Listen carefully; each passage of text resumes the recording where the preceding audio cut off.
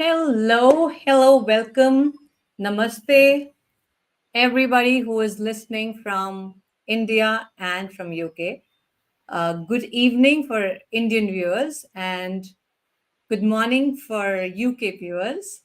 So I have Wendy, and we are here again to share about our lives and how when this time it's about how Wendy has been empowering women in her circle, and she has if, for people who attended last time, they would have known that we will be talking about the oracle deck that she has, which she empowers you to do your own card reading.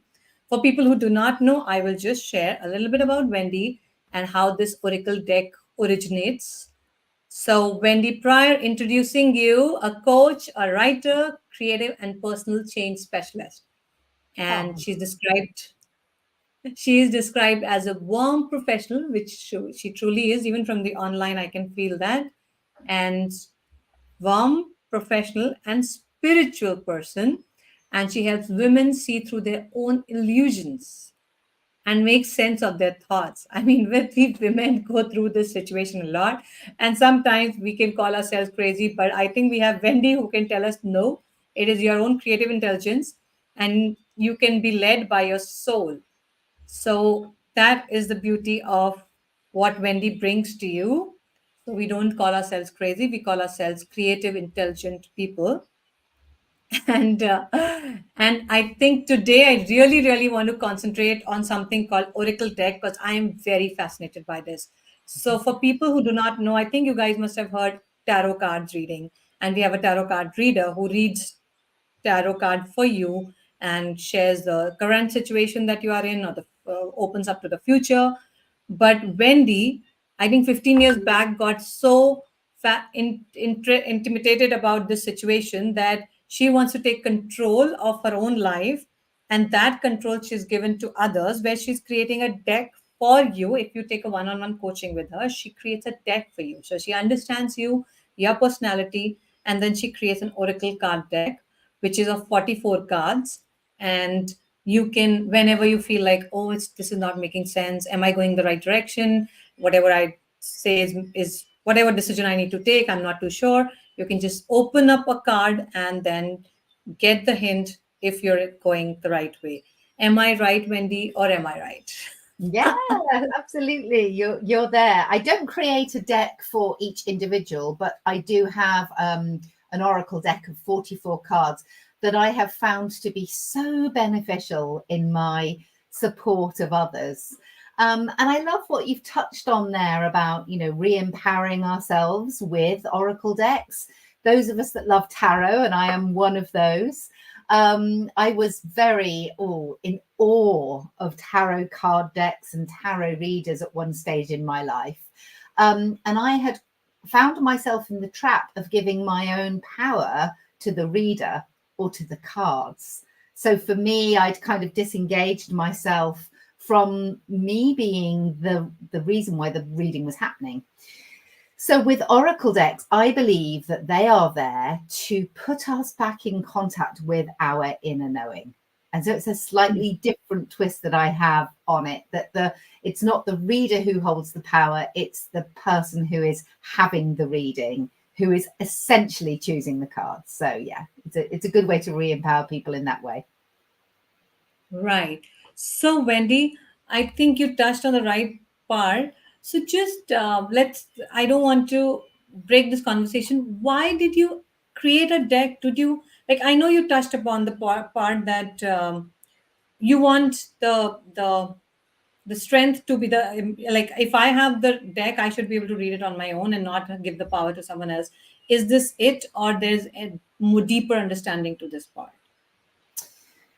Why did I decide to create a deck? Well, I know that if anybody here has ever had a card reading, you will probably know how I feel when I say that I was completely mesmerized by decks. I thought they were magical. I thought they were beautiful. I thought they were deeply intuitive. And they were a very good way to receive insights and healing and therapy. without having a huge budget to spend. So you can invest in a box of cards and you have a lot of wisdom within that deck.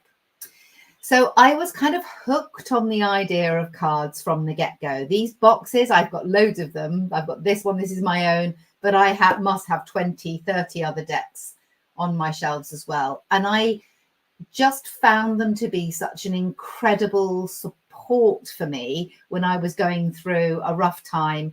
And maybe my friends had kind of heard it all and they didn't really want to hear it anymore. Or maybe they were just, you know what it's like, friends support us in a different way. They are kind and they are polite and they are, you know, they say, yes, you're right. You know, that person did a terrible thing to you, but it doesn't really move you forward. So I was looking for something richer. And back then, when I was just learning about cards, I remember thinking to myself one day, I wonder, could I possibly, maybe, ever create a deck of my own? It was this kind of dream for the future. You know, some of us want to write books, some of us want to create decks. And so fast forward really 10 or so years after I began to use them, and this idea of creating a deck wouldn't go away. But there was something about me, and I think a lot of competent professional women will get what I'm saying here, is that my ego, my professional persona, thought that perhaps it was a little bit too woo-woo to go down the card deck creation route, but my ego would allow me to write a book. So I ostensibly set out on a route to write my first book. And despite lots and lots of investment into, you know, coaches, writing coaches, and writing prolifically, I think I've written about 80,000 words of my book, I just wouldn't come together as a book. It just wasn't feeling right. And I remember one day I thought it would be wonderful to just have very pithy, punchy little sentences, paragraphs, if you like, that would encapsulate the energy of the messages that I was trying to share in the book.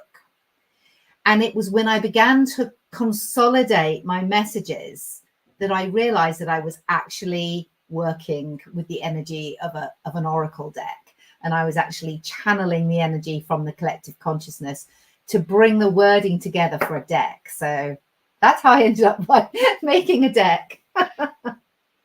So if I articulate it again, summarize, you were keen on doing a book, which most of us are told that we should do, and you write and put our heart out, and as the ambitions that we have and all those things. So we should put in a book for others to read so they can follow, and etc. etc. But you realize that book is not something that's coming out, and rather let's do something more, something different, because that's the kind of person you are. I've seen that in the past interactions. And then that what emerged was nuggets of wisdom in cards where a person can choose for himself. And yeah, that originated an oracle card deck. Happy That's a birthday to oracle card deck through that process. yeah, that's a perfect summary. That's exactly how it happened. It's lovely. So what kind of people do pick those decks from you?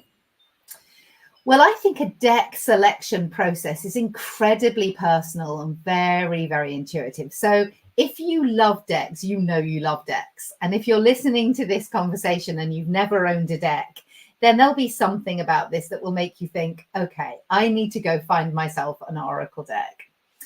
And so the sorts of people that get drawn to my deck, it'll just be something about either what they've heard today, maybe it's something about the cover, maybe it be something about the colors or the illustrations, but something will just call you about this deck. It's called the wisdom of change. So maybe you are going through a period of profound personal or professional change. And so this deck appeals to people who are either desiring to create change and they can't seem to get going with it, or navigating change that they didn't see coming. So, for example, they're either wanting to start their own business, or they have been told by their husband that he wants a divorce.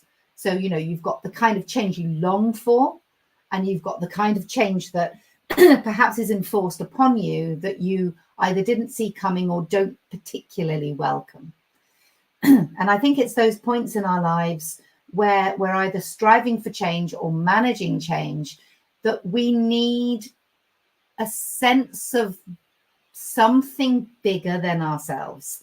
We strive, I think, as women to make sense of what we're going through, because from a 3D world perspective, it doesn't seem to make any sense. And so we either have the option to fall victim to our circumstance, or we get to the stage where we reach for something like a deck because we're looking to open our perspectives of what could be at play. So my women who, the people who are interested in this deck, they are spiritually curious, intelligent, successful women. And they probably know that they're intuitive. They may have shut their intuition down. But what I find with this deck is when you buy it for yourself, before long, you find yourself reading for your friends. And then you begin to realize that your intuition is wise. And I think women reach a certain stage in their life where they have so much wisdom to give and so much wisdom to share with others, but it's like all locked up inside. So something like this will help you to not only support yourself, but also to support your friends, and open yourself up into new perspectives. So give me an example. Like these two things you shared, let's continue with this. One situation is that I'm trying to set up a business. How will the card deck help? What are the questions that I will be going through in my head? And how can I use the deck? And the other situation, which is obviously not a good situation to be in. But yeah, if it comes true. So how I does this help?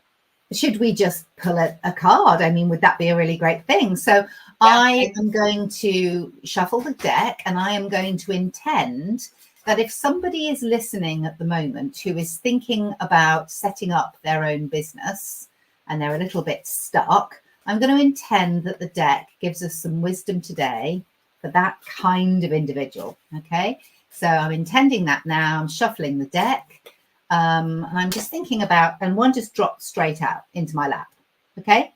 So this is what happens sometimes when you are working with the deck. You'll just find that one will either fling itself out of the deck, or you'll feel called to just stop and cut the deck. Okay. So we intended that this would be the perfect message for somebody who was looking to start their own business. All right. So I haven't seen this card yet. And here's what we've got. So we have a card that is called Next Step. Okay. Yeah. So isn't that incredible? So that already, that is showing us that this person is looking to take the next step. And there might be something about that illustration. For me, I see a lady who is looking into a bright future. That's what I see today in the context of this question that we're asking the deck. What should I do? Right. Am I setting up my new business? So I see this orangey yellow color. For me, that's very bright. That's very joyful. It looks very expansive to me. So I would encourage anyone who's listening to this recording or live with us now to just see if there's anything about that picture that captures you, anything about the wording of next step. And then you've actually got the wording on the card itself. So this card acknowledges your feelings of restlessness. Okay, so I would imagine that anybody wanting to start their own business would probably be bored at home and underutilized, or fed up with their corporate job and wanting something different. Okay, so the card is acknowledging that feeling of restlessness. And it says you have successfully integrated much change, and this card offers you congratulations for your successes. All right. So it's acknowledging that something is shifting for this person, and it's the universe, or the greater powers, if you like, saying, we see what you are achieving and doing. So it's an acknowledgement, it's a validation, and a congratulations for those successes so far. Much good has come from the shift in your thinking and behavior. So again, it's a nudge. It's saying you're on the right track. Take a deep breath and simply ask yourself, what next? All right, so a very simple question that you could maybe journal with, or you could reflect upon. And it's just asking you to just breathe and to honor that question. A new desire that excites you might be just what you need. Okay, but beware of shiny new things that take your energy away from your true path. So for me, when women start to feel restless and they really long for their heart's desires to be met, sometimes we are quite vulnerable to a shiny thing. We're not quite brave enough to go fully for what we want. So we might end up, for example, joining something like a network marketing scheme where we think, well, that's kind of nearly what I want. It's sort of working for myself. And we tell ourselves logically that that's perhaps got all the business infrastructure there. So we'll do that. But actually, we long to set up our own florist shop or something. Do you know what I mean? So this card is saying, go for the thing you truly want. Don't sell out on something that just looks like it's a quick fix. Okay. You and we not taking away your focus from your true path. Use your focus wisely, and that's your energy as well. Be still and listen until you feel called and energized towards the next step. Great adventure lies ahead. So this is for you. It's saying, don't be a busy fool. Don't take your idea of wanting to create your own business and end up running around like a headless chicken.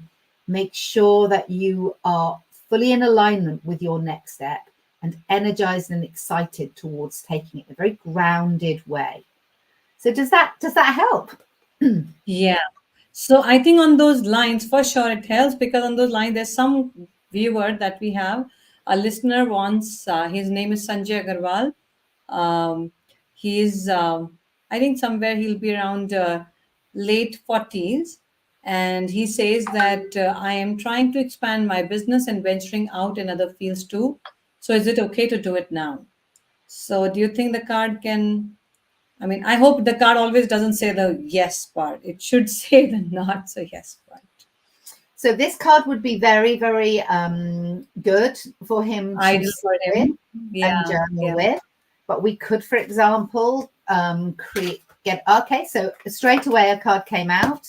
And this is resourceful patterns. So this for me is saying that maybe he needs to consider, he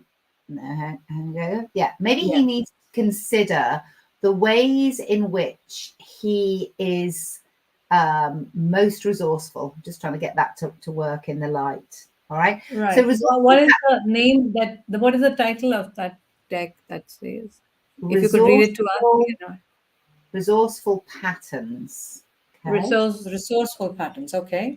So this is the way we do one thing is the way we do everything.